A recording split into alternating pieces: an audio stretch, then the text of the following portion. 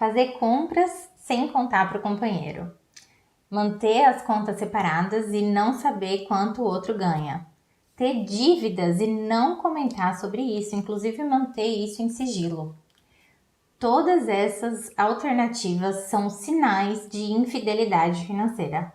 Será que você está sofrendo com isso? Eu sou a Lúcia Stradiotti e hoje quero falar com você justamente sobre essa que ainda é uma das principais causas de divórcio no mundo, as questões financeiras.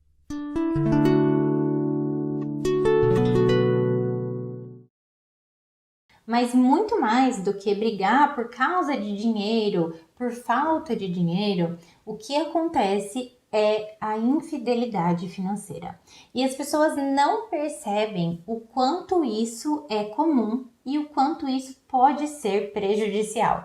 Porque já caiu tanto na mesmice, as pessoas estão tão habituadas a viver dessa maneira que elas nem percebem mais que isso é um mal para o relacionamento. E o quanto isso, na verdade, não deixa de ser traição, uma forma de traição. Então, vamos falar sobre isso hoje, porque esse é um assunto que surge muito nos meus atendimentos, uma dúvida que aparece muito para mim, sobre qual é a forma certa de cuidar do dinheiro em casal e como evitar a infidelidade financeira, porque pode ser que isso esteja acontecendo aí do seu lado. Então, pode ser que você faça compras e não compartilhe com o companheiro, pode ser que você tenha dívidas e ele nem imagine sobre isso.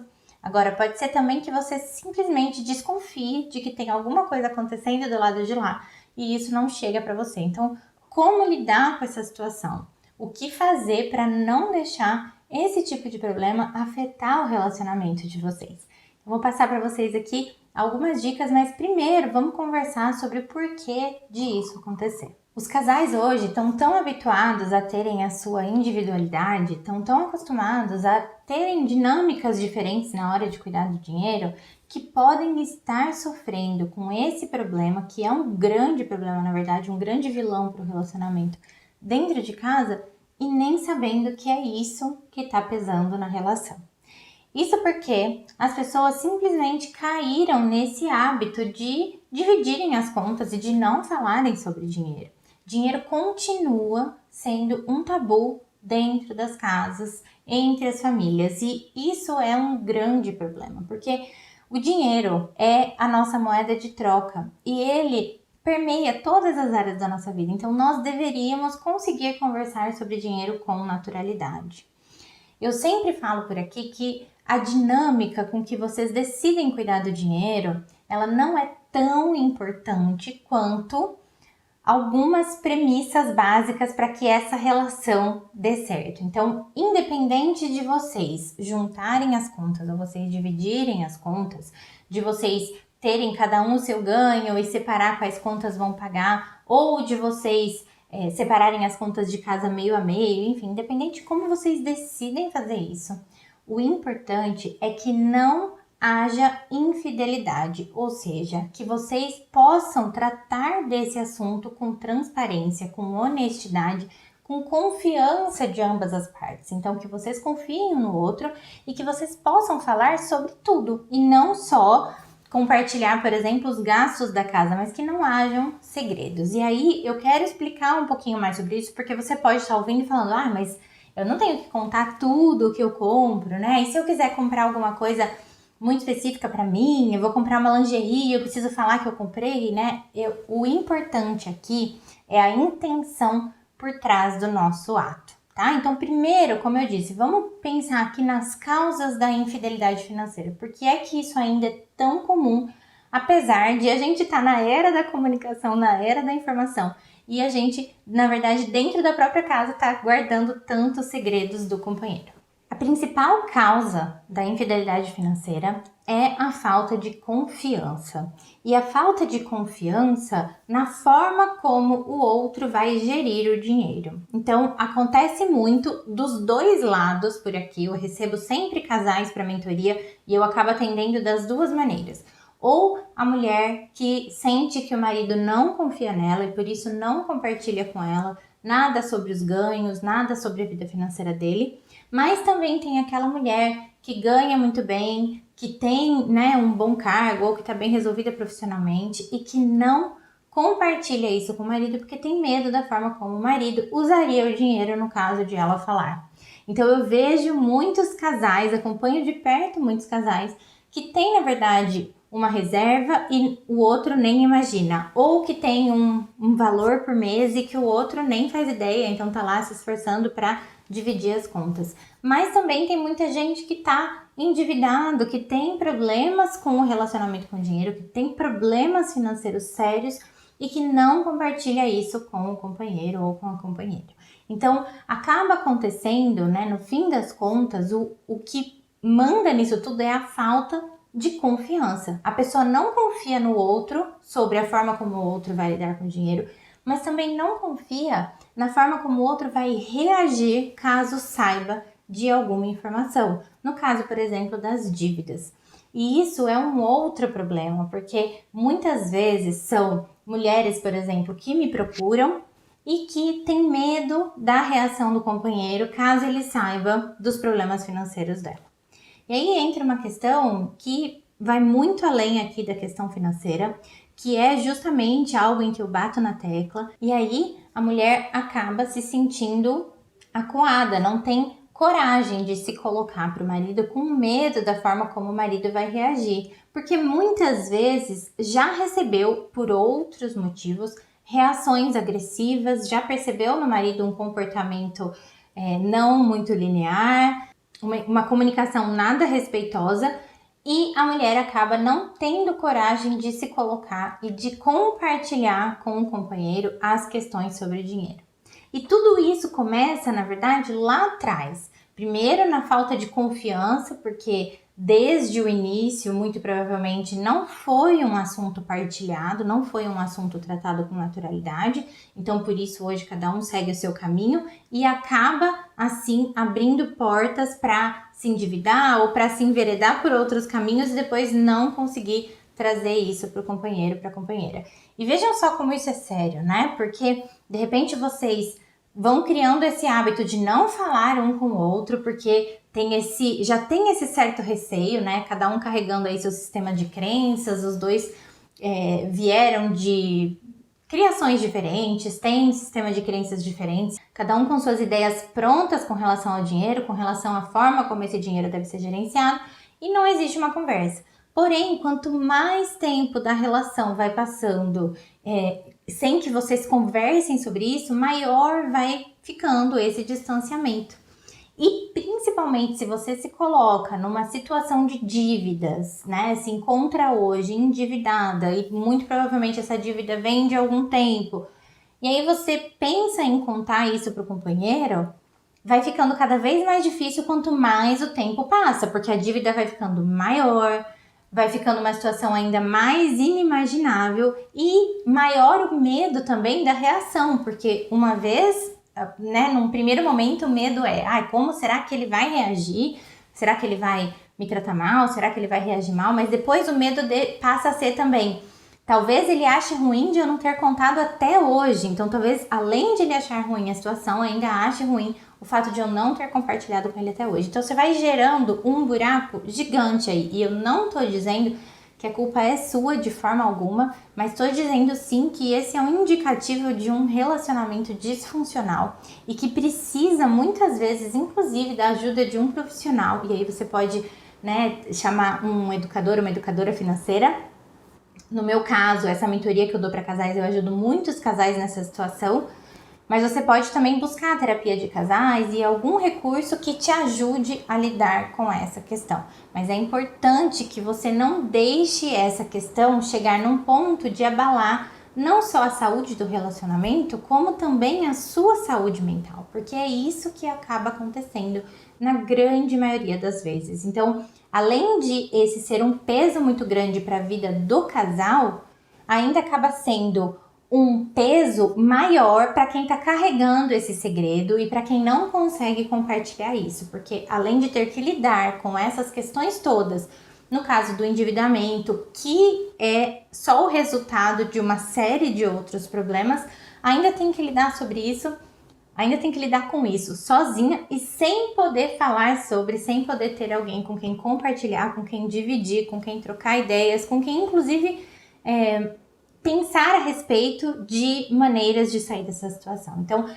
essa situação acaba se agravando quanto mais o tempo passa e o assunto não é trazido à tona. Agora, pode ser que não seja o seu caso, pode ser que você nunca tenha visto um comportamento agressivo do marido, pode ser que você nunca tenha visto nenhum desses sinais, e eu espero que seja assim, mas que ainda assim você tenha medo do julgamento, você tenha um medo enorme do que é que ele vai achar de você, pensar de você, medo do amor acabar, medo da admiração acabar e medo mesmo de ser julgada. E aí o meu convite para você é que você pense um pouco a respeito disso, de onde vem esse medo do julgamento, quando essa história, né, esse medo do que o outro vai pensar sobre você começou. E qual é o fundamento para que você realmente tenha medo disso e pense assim com relação ao companheiro? Porque muitas vezes a gente, quando se faz esse questionamento, percebe que o medo é infundado, percebe que não tem muita razão disso estar acontecendo, né? Que na verdade o companheiro poderia lidar com isso numa boa, poderia aceitar de uma forma super respeitosa, super compreensiva, e que esse medo que você sente é um medo seu e que não tem nenhum fundamento no comportamento dele. E é importante você olhar para isso, porque pode ser que isso esteja acontecendo do lado de lá também. Pode ser que também, da mesma forma como você não chega e não conversa sobre dinheiro, ele também nunca tenha se aberto para isso, porque pode ter um medo também da parte dele. E tudo isso tem a ver com a forma como vocês foram criados, com o sistema de crenças que vocês carregam, com a forma como vocês enxergam o dinheiro hoje e aceitam essa questão do dinheiro na vida de vocês.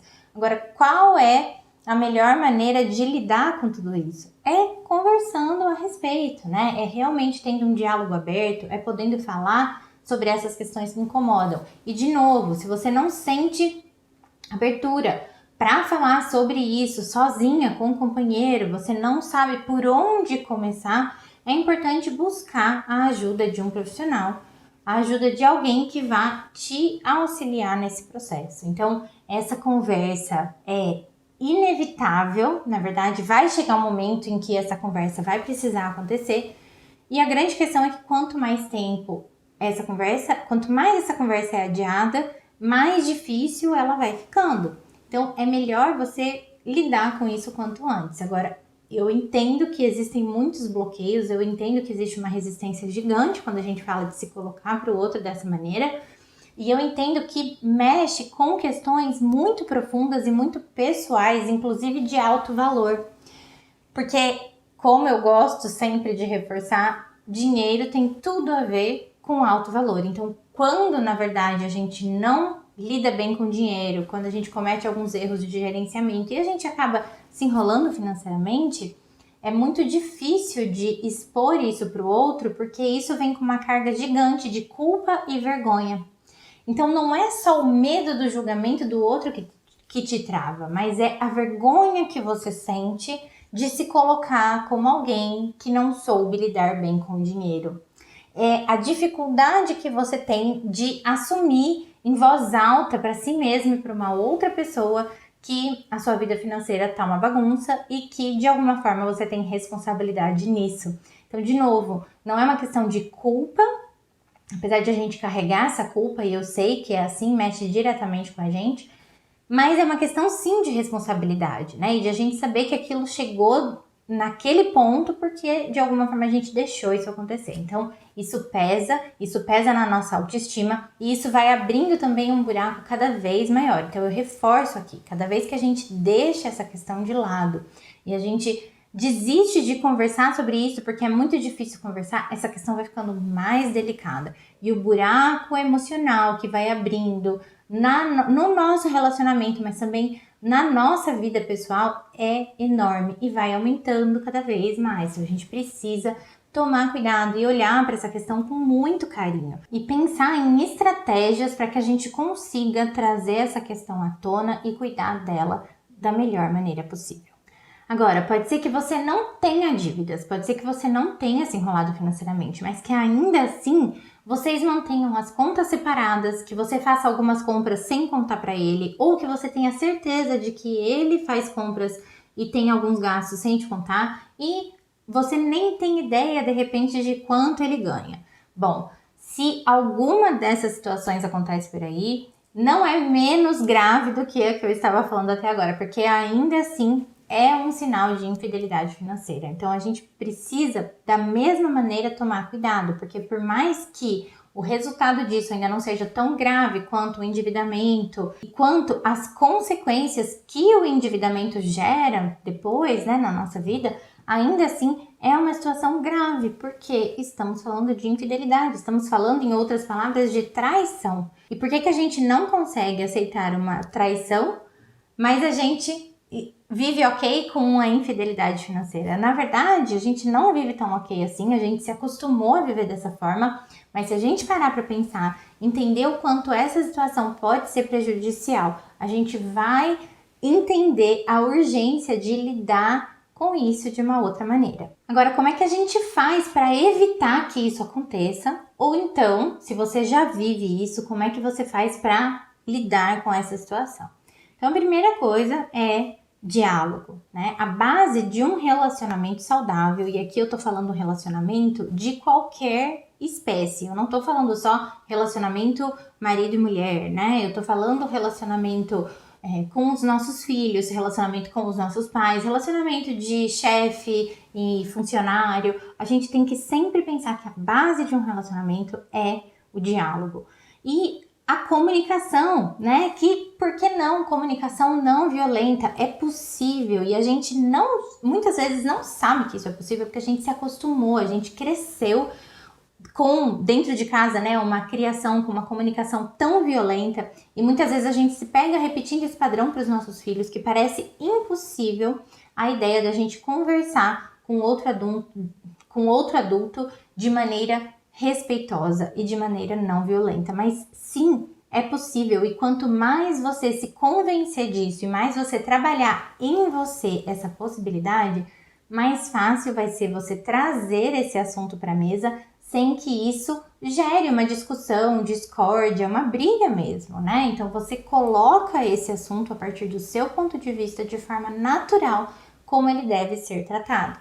De novo, tá, gente? Se o caso aí com você é uma questão de medo, porque já teve sinais de agressividade, porque o marido já deu indícios de ser mais agressivo, de perder a cabeça, aí é um outro caso e que precisa de um suporte, de uma ajuda profissional. Você precisa, na verdade, de alguém que te auxilie com isso. E aí não é nem uma questão de conversar sobre dinheiro, né? É uma questão de realmente entender como sair de um relacionamento que pode ser um relacionamento abusivo. Então, a questão aqui é muito séria quando a gente fala disso. Eu não tô minimizando esse problema e eu não tô de forma alguma aqui com essas dicas tentando te ajudar numa relação nesse grau, tá? Se por acaso for esse o seu problema, for isso que estiver acontecendo com você, busque ajuda profissional, busque ajuda especializada, mas não ache que você pode, de repente, resolver tudo sozinha, tá? Se o que estiver acontecendo aí com você for realmente o caso de um relacionamento abusivo. Agora, supondo que esse medo que você sente de conversar, essa vergonha que você sente da situação, seja tudo seu, seja algo não fundamentado em coisas que você já viveu com o companheiro, mas simplesmente porque você carrega isso dentro de você, aí sim o convite é para que você abra diálogo, para que vocês possam conversar sobre isso, para que vocês possam alinhar as expectativas de vocês. Muitas vezes acontece de a gente achar que o outro vai reagir de determinada maneira, que a gente se precaver, inclusive, não querer conversar a respeito com medo da reação do outro, quando, na verdade, o outro tá lá de coração aberto, super receptivo e tudo isso a gente tá criando na cabeça. O mais importante numa relação conjugal, quando o assunto é dinheiro, é justamente vocês terem essa abertura, vocês terem essa disponibilidade, vocês poderem falar sobre esse assunto com naturalidade. E aí eu até vou um pouco além e trago aqui a questão dos filhos, a importância de a gente conversar com os nossos filhos também sobre esse assunto com muita naturalidade, com muita leveza, que é como deve ser. Então, fica aqui o convite para esse diálogo aberto. Começa, eu sempre dou essa dica, né? Começa falando de algo bom, de algo positivo. Você não precisa chegar e falar, ó, é o seguinte, estou endividada, né? Não, você pode começar trazendo o assunto dinheiro para sentir a abertura do outro, para sentir o quanto o outro está disponível emocionalmente também para te ouvir, e a partir disso você vai se abrindo.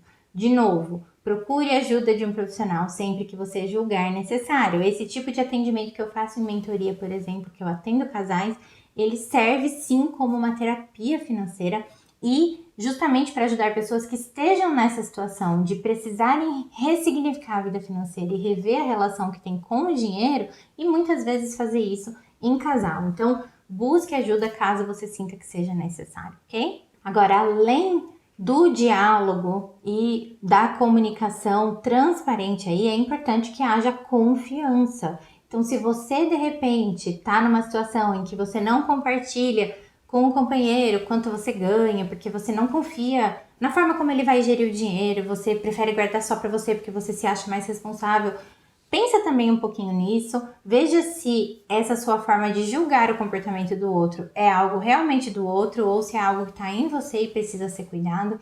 E de novo, alinhem as expectativas.